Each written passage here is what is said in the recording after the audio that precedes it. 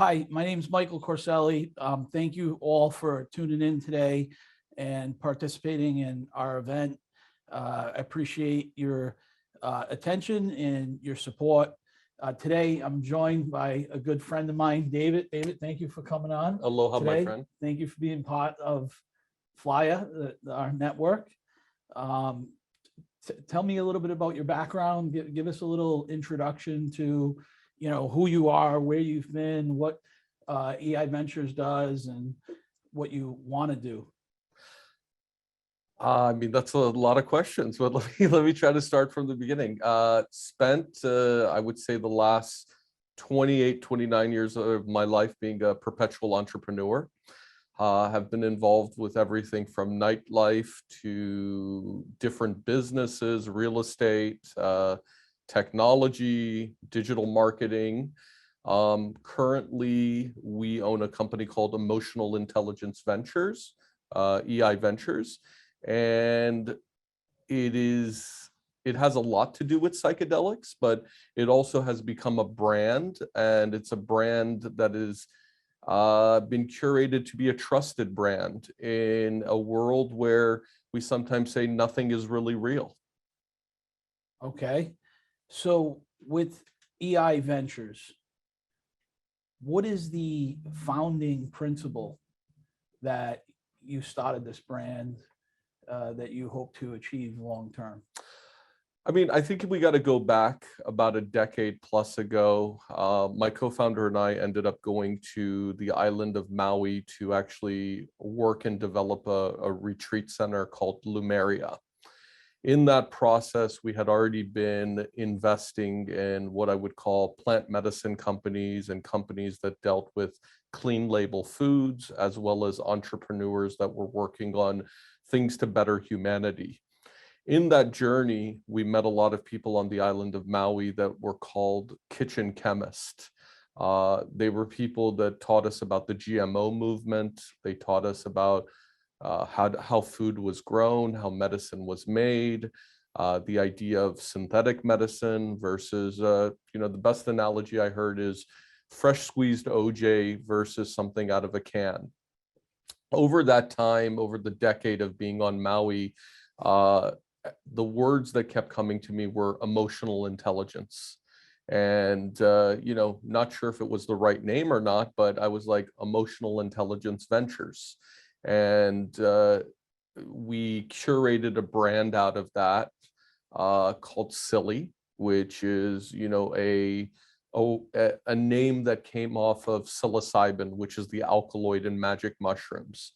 So today we are a company that is working on psilocybin as a product that is not legal currently, but it's an idea of products and medicines and a brand that will be trusted. We call it the new standard of pharma with an F. And it's the idea of real plants being used as medicine and not synthetics. Gotcha.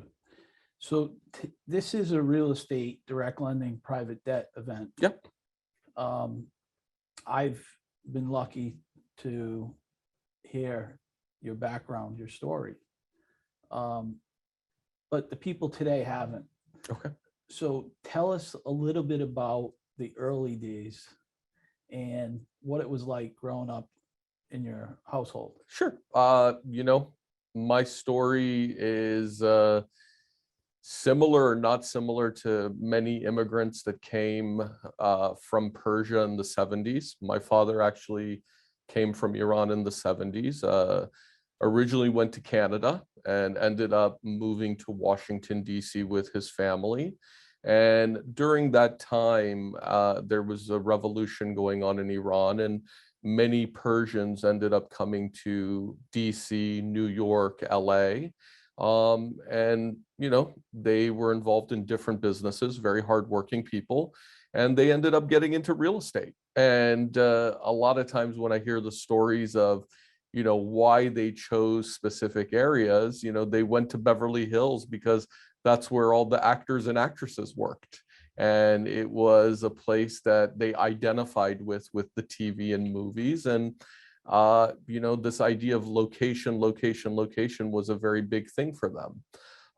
I did earlier in my 20s dabble in real estate and actually did some development, but that was really not my passion. I really was in technology and really enjoyed digital marketing.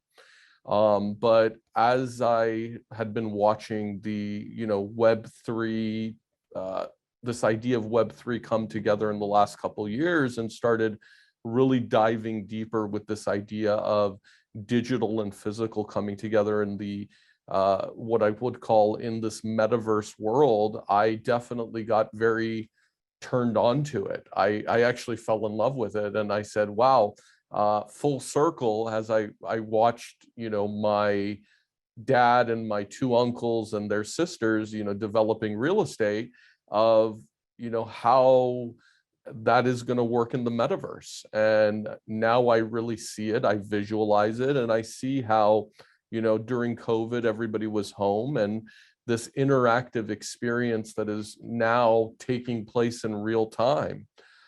During that process, I found out about Sandbox and really looked at the numbers of Sandbox versus the other metaverses and really said, okay, if we're going to dive deep into real estate and this idea of developing something in the metaverse, it needs to be based on the best location. And that's how we chose Sandbox. Got you. So location, location, location. Yeah. So you come from a real estate family. I do. And as most of the people today are involved in real estate, they understand that location is important. Your family chose New York, DC. Yep. And LA. Yep, and specific areas in those specific regions. So in Washington, D.C., my family really liked M Street, which was Georgetown. They really enjoyed areas like Tyson's Corner and McLean, which is, probably the highest priced real estate. They bought a lot of property in Beverly Hills and downtown LA. And in New York, they, Upper West, Upper East Side, those were areas that they wanted to establish themselves. So as you think of digital land, yeah, the metaverse, how is it that EI.Ventures is applying the old school location to digital real estate, digital assets? I mean, for us, when we looked at the location, we literally, this may sound funny, I didn't have a computer since 2009. I actually have been working off a mobile phone since then, specifically because as the iPhone came out, I wanted to really engulf myself in this idea of mobile. As soon as I started getting into Sandbox and I saw that I couldn't see the land properly on my phone, I went and bought a computer, which was literally in the last 4 months. And as I opened that up on this, big iMac, I saw this centerpiece. Actually, somebody had brought it to me and said, this centerpiece is available. And, obviously I saw Snoop Dogg and Axie Infinity and obviously Sandbox. And I was like, I want to be right in the center of this. I want to be right in the center of Binance and Galaxy Digital and our friends at Republic. It just made sense to me. It does. It definitely does. So some of the brands you recognize, the one that came to me immediately when David was sharing the special news was Axie Infinity, which is a play to earn game where you can play video games and make a living. That entire segments of countries right now are using as a job to earn a living. He's right next to Axie Infinity. If you haven't seen Axie Infinity, look it up, and in the Sandbox, and you'll see that EI.Ventures owns 144 plots of land, which is about 4 times the size, I believe, of Axie Infinity. So Axie Infinity is a 6x6, which is 36 parcels. So we have a 12x12, which is 144 parcels, which is almost 300 plus acres. So as we got into this, so as we've been studying and seeing what everybody else is doing, we really identified with, okay, as we've always said, emotional intelligence ventures, we said, we're going to build this metaverse that is going to encompass everything that we want to do digitally and physically together. So right now, what we are doing is starting to work on developing, actually becoming land developers in the metaverse to build out this 300 acres. So I believe that a lot of people listening today are ahead of the rest of the population with regards to like planning and creating 3D models, either to sell real assets, to develop real assets. So it's a very interesting concept. You may know a lot more than you think you know about the metaverse than you realize, and it may be a lot closer to what you do on a day-to-day living than you realize. That's why I thought that this was an appropriate conversation to have inside of a real estate direct lending private debt event.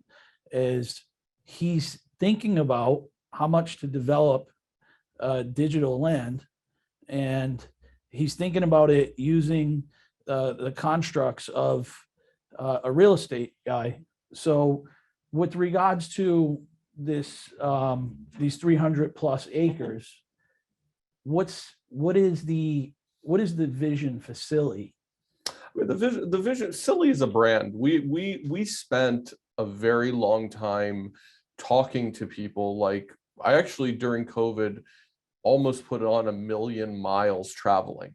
And during that time, we went and talked to a lot of people about trusted brands. You know, psychedelics, whether you take psychedelics or not, it really has nothing to do about that. It really is the identification with a clean product. When we think about Silly, we think of it as a brand, like a better version of like a, I don't want to call it a power drink, but, you know, drinks that kind of speed you up. Or, you know, we looked at brands like Patagonia and Apple and Tesla and said, okay, when people identify with trusted brands, those are brands that they tell us, like Patagonia was something that came up a lot. And I was like, okay, when you go into a Whole Foods and you're looking around, let's say their healthy, like their wellness, their area that sells, like, you know, certain products like echinacea and other things, you can't really identify with any of the brands. There's so many brands, but most people will tell you, they're like, do these really work?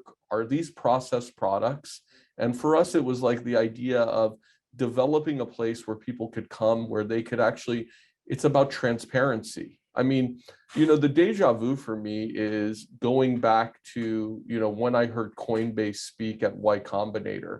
And the one thing that really turned me on was this idea of transparency, you know, blockchain, the idea where you can't, you know, manipulate things. And really, one of the factors for our piece of land is we want to do business with and develop this land on the factor of trusted brands and people. We always say in our company, how you do anything is how you do everything. So we want that brand to identify with that. So you shared something interesting with me regarding banking. Yep.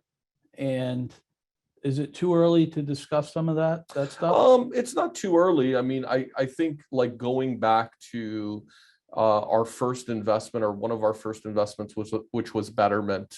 This idea of having a bank, an online bank that doesn't have branches. And, you know, remembering sitting with John Stein, the founder, in a coffee shop in New York, and him telling me, you know, we're going to manage $100 billion. How many years you've been involved with Betterment? I think at this point, like 13 years. Wow. So you know, they just announced that they got into, you know, the crypto, you know, you can start investing in crypto in robo advisory. And the deja vu in that is now, you know, we've been talking to people about crypto bank licenses and actually having our own, you know, what's called international charter bank. And really, for us, as we started thinking about this idea of developing land. As you're going to develop land, you're going to have borrowing, you're going to have mortgages, you're going to have people to pay, and there are loans that you're going to need to take out. So as something like Coinbase has a crypto credit card, you will have layer one products that will be involved in the metaverse. How do NFTs fit into the metaverse? Well, I mean, each piece of land is an NFT. Okay. It's a non-fungible token. So essentially we have 144 NFTs that make up 300 plus acres. Now within that, we will use NFTs to basically identify and create spaces within that land. So, we not only own NFTs as it relates to real estate, we own NFTs as it relates to art, copyrights, and music, and really understanding that when people come into what I would call our sacred space, they're going to identify with the products and things that we have, and to make sure that when people receive royalties or however we conduct business inside of our NFTs or the products we own, it's all done in the highest regard. For us, it's really about not front running or market manipulation. That's what I love about crypto. So we could be having this conversation in the metaverse. We are inside of yeah, absolutely. So we're having it in 1.0. I think maybe we're in 2.0. All right, but so we're having it in 2.0. Yeah, I mean, when I think about it as 3.0 and 4.0. So 3.0 is you fly in your UFO. Yeah, something like right? that. And like I don't even know how I would get there, but well, we're going to teleport. Maybe I take my scooter.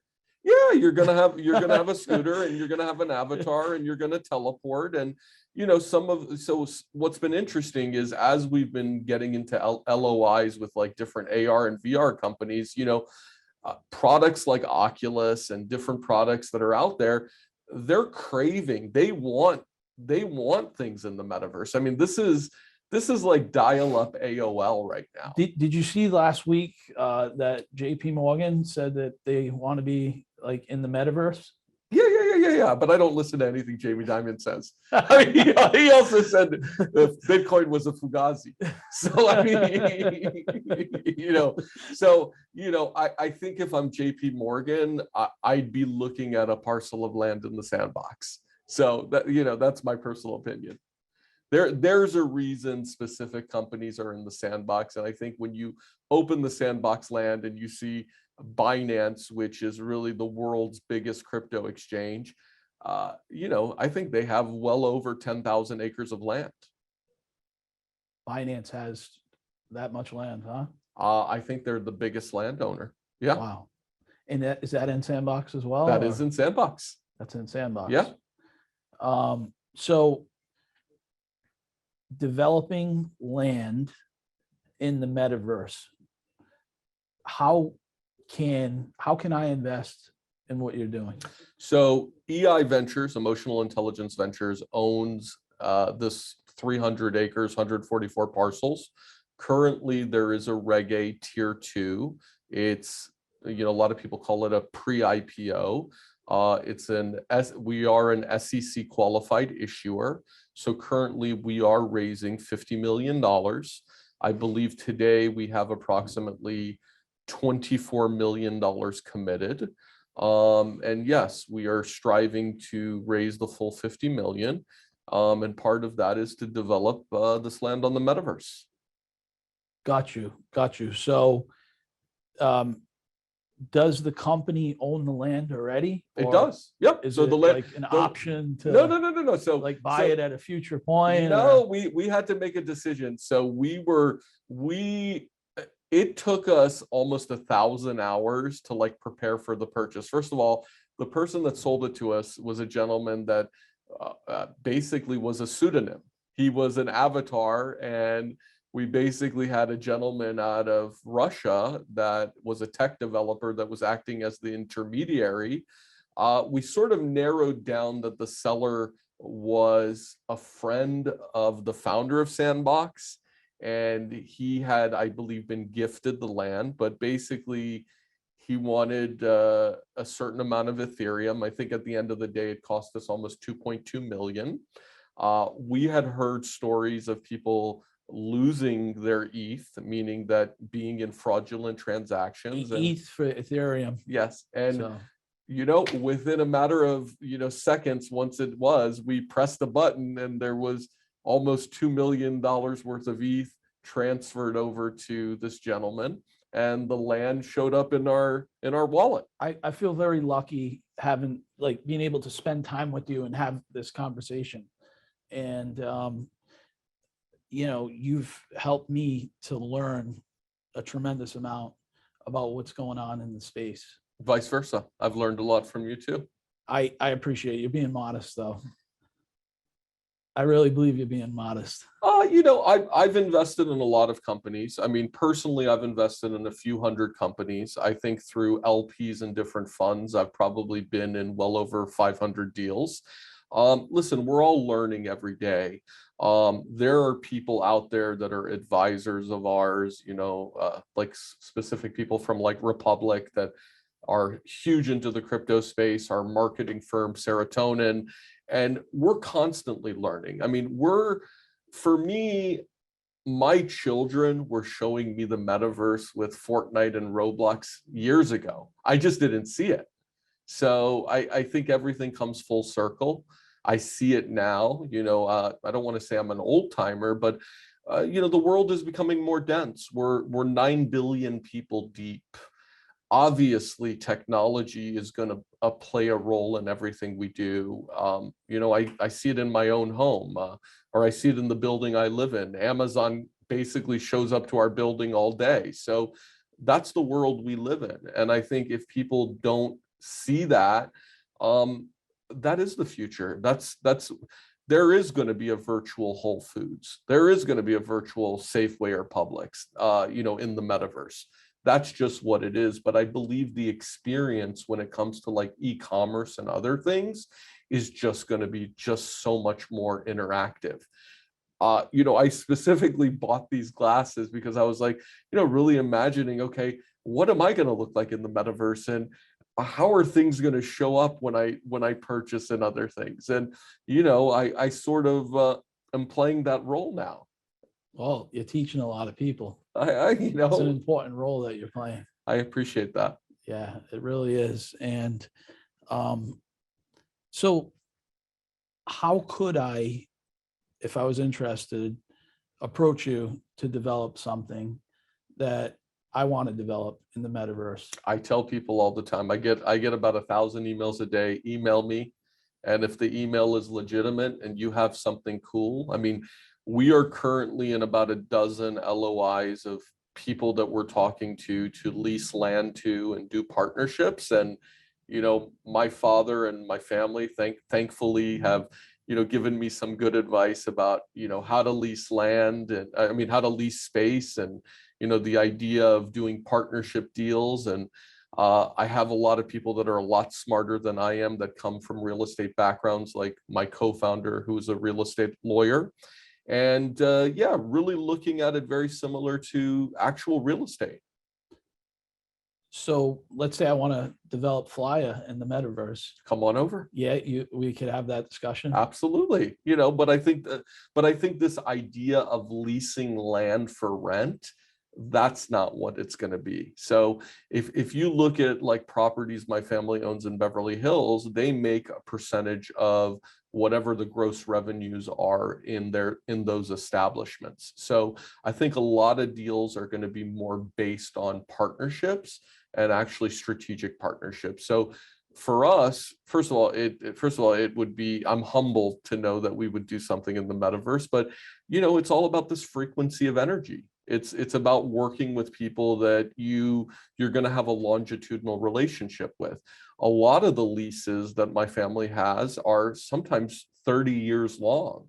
So really, it's an idea of developing and building out something long-term. Got you.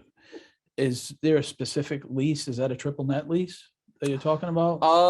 Yeah, I mean, again, triple net lease, I think it's kind of make it up as you go. I mean, we wrote our own, what I would consider smart contract when we were buying the land from this other gentleman. So we basically purchased the land from a pseudonym name. So Is that the biggest transaction you've done with an avatar?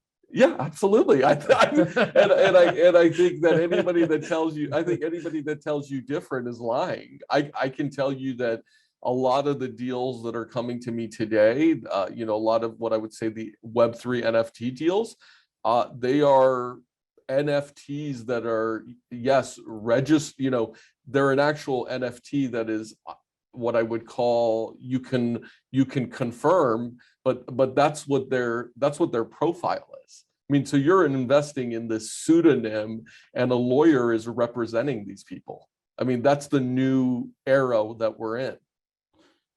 So you're doing a deal with an avatar that has a lawyer. Yes, It's almost like a corporation. what we were told.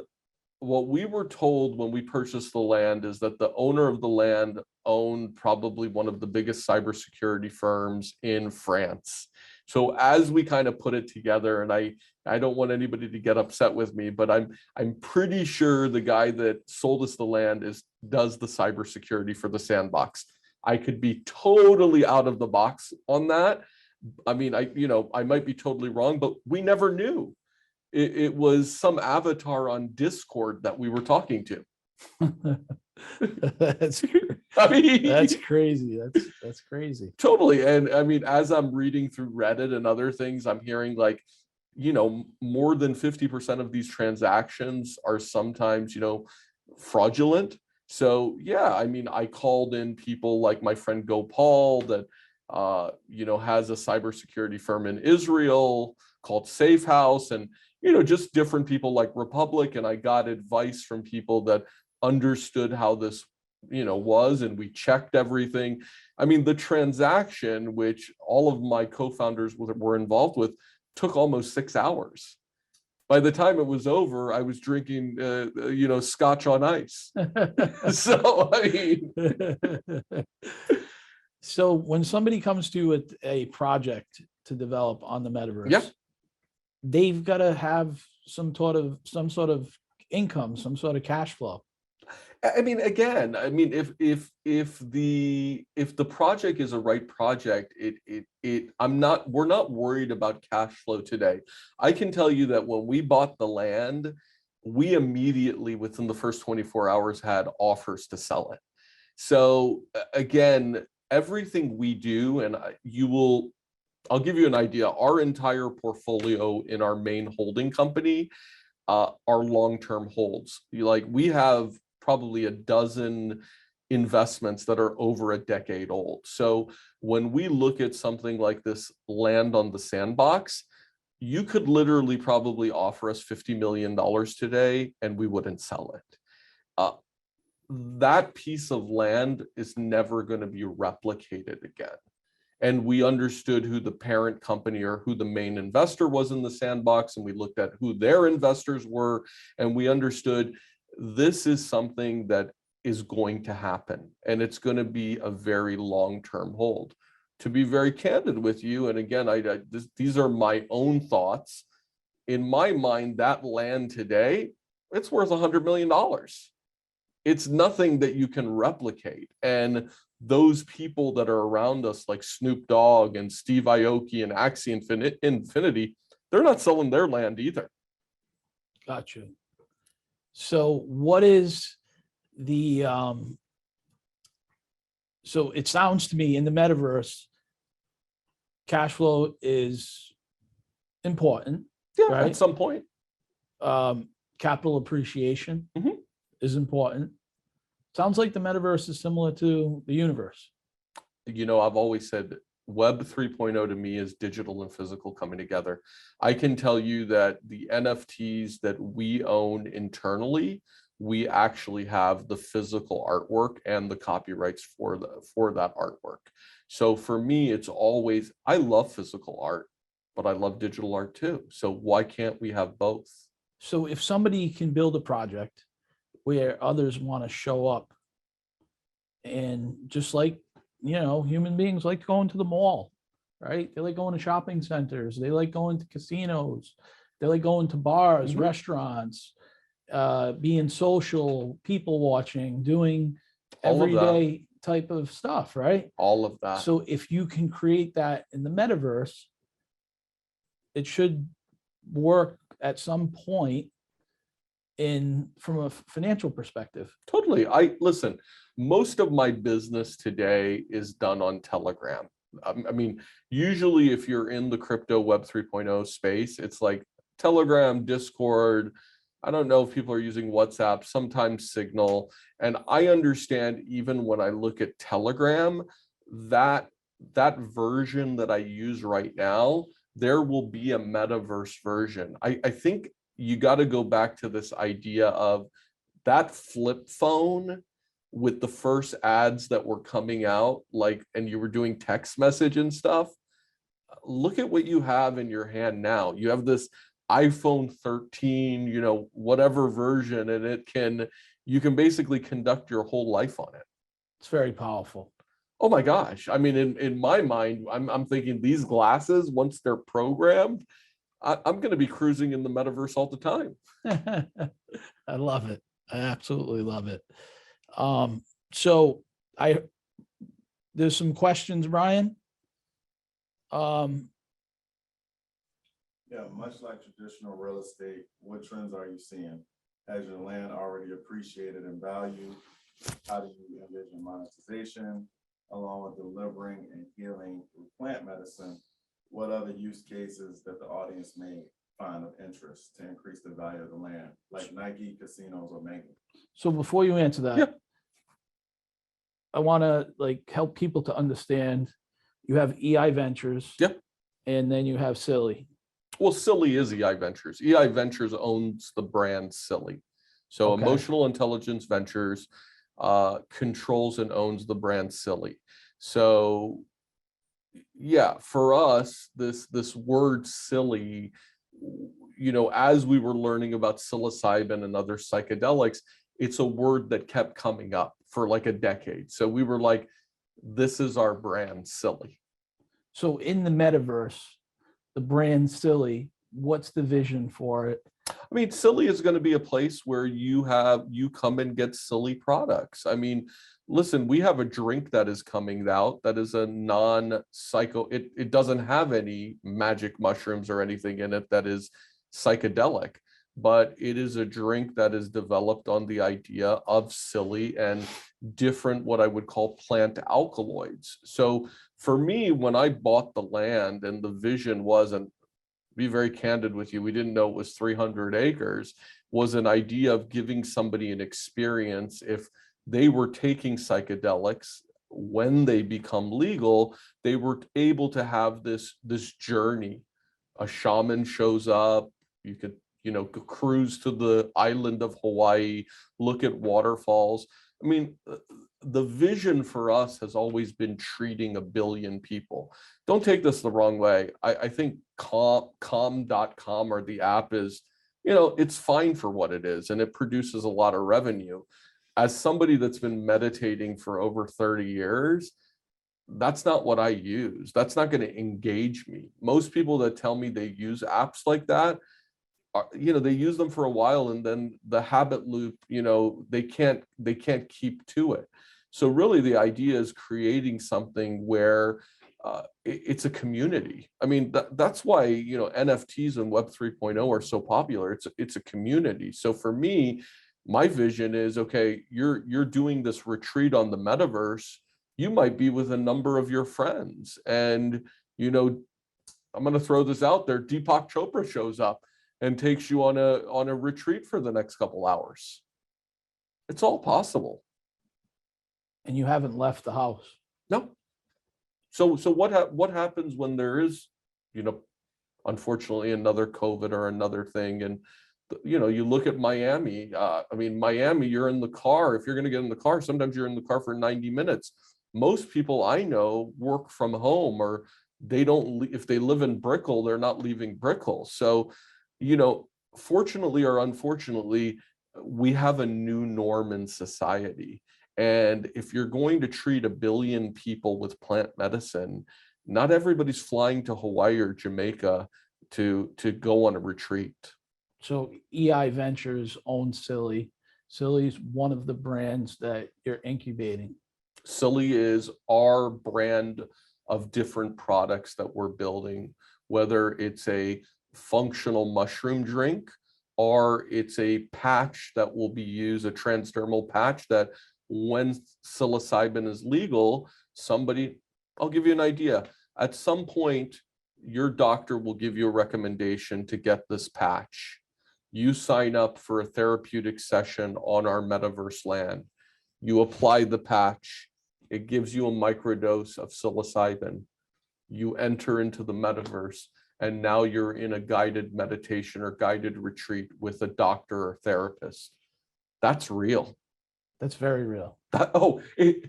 I would almost bet my entire company on it. We don't do anything that we don't believe it's real. And one thing you have to remember about my co-founders and I is a lot of our own money went into this for almost 10 years to develop this without outside investment money. So we never do anything that isn't real. So what is the easiest way to find the offering materials if I somebody mean, wants to on invest Flya. in the Flya marketplace? Yeah, absolutely. So when we're done with our conversation today, I'll show it to you, Jeremy. Maybe you can put it in the chat. How are we doing on time? 12:38. 12:38. Look, we were only supposed to go for 30 minutes. We did well. We went for 38. Two questions. Go ahead. So there's several questions coming in now, actually. So first is Robert Colorina, input on intellectual property protection here. He's curious. On which part of it? Silly or on the land? I guess intellectual property in the metaverse. How does that work?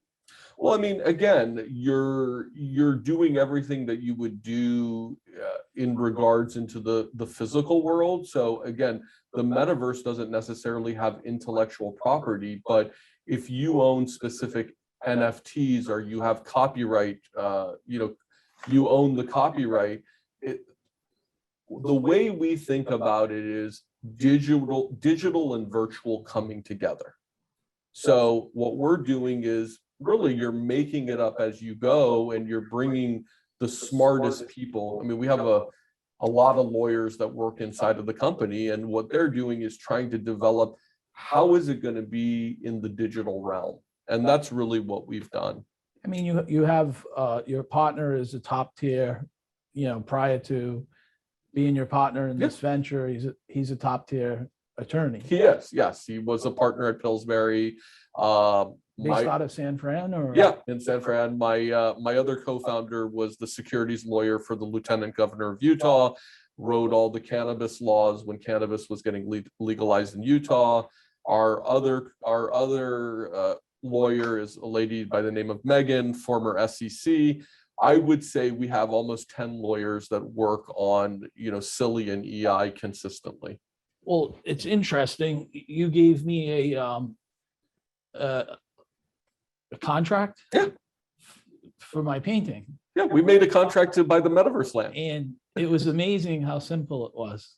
Yeah, and what we did is we went to, top tier firms like a Denton's or an Art Fox, and we said, give us, what does a copyright contract look like if, you're going to buy art or music? And, basically we said, let's adapt that to Web3. I mean, that's really all it is. I love it. They kept it very simple, straightforward. Tell us a little bit about your art collection, your NFT art collection. I wouldn't say it's just starting. I've definitely purchased a lot of, NFTs on OpenSea and, other communities that are out there. But yes, right now we're moving into physical and digital art working together. Recently, I was in Park City and we bought a number of pieces. I saw this one piece from the street. It was called Medicine Man or Turquoise Medicine Man. And I was like, I didn't even know that. And I was like, I said, as most artists we talk to, they don't understand, NFTs and digital art. And So the buildings in the metaverse are going to need artwork. yeah, and we're going to have the physical pieces. So if And I get an NFT, I can put this physical painting into the. sure, absolutely. We've already digitized all the pieces. You can actually go online and see them. And, the idea is to make those into NFTs that one of our ideas is to actually give them out to our investors. So we are very lucky. We have an incredible, incredible digital marketing firm called Serotonin. They actually are also the founders of Mojito, which is an NFT company that works with Sotheby's. So, if you look at our team, and you always hear me say this, I'm definitely not the smartest person in the room. We have about 30 people that work on Silly and EI, and just very, very smart people. All right, David, thank you for coming in today. Of course. It's going to be exciting to have you back and discuss more about what you guys are doing. And I am personally going to show you the marketplace listing, for EI.Ventures. And I'm going to do that in a few minutes here. So I'm going to turn it back over to Jeremy. Thank you all for your time today. And, we'll be following up. Thank you.